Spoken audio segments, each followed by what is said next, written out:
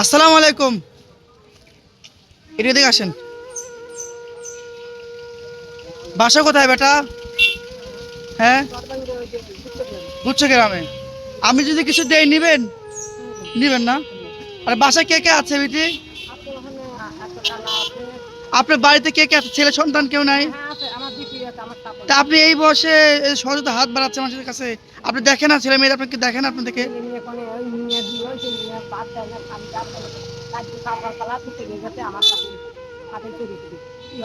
মানে আপনি মেয়ে বিয়ে দিচ্ছেন, আপনি মেয়েকে আপনার জামাই ভাত কাপড় দেয় না, আপনি দেখাশোনা করেন? আহারে, আপনার ছেলে ছেলে সন্তান নেই বেটি?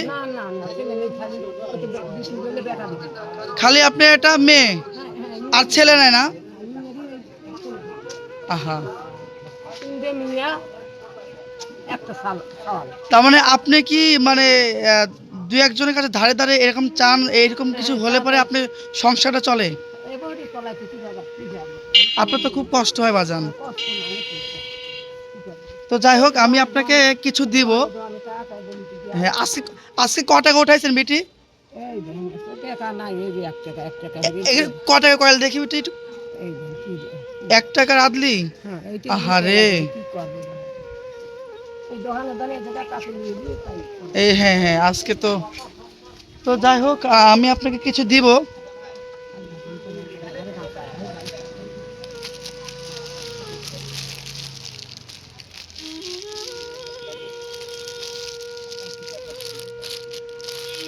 আসলে প্রাণপ্রিয় দর্শক, আমার লোক কম, এজন্য আসলে আমি ভিডিওর সামনে আসতে পারি না।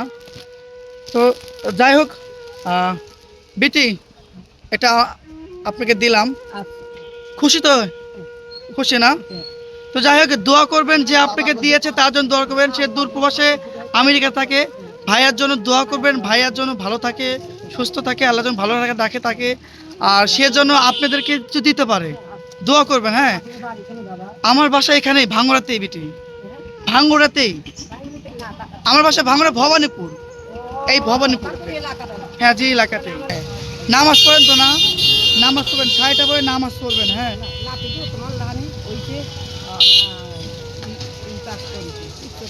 হ্যাঁ, এটাই। তো যাই হোক বেটি, আমার জন্য দোয়া করবেন, আল্লাহর জন্য আমাকে ভালো রাখে, আপনাদের পাশে যেন থাকতে পারি, দোয়া করবেন। তো যান, ঠিক আছে, ইনশাআল্লাহ চেষ্টা করবো আপনাদের মাঝে থাকার। আর নামাজ পড়বেন বেটি, নামাজ পড়বেন না? ভালো থাকেন বাজান, যান।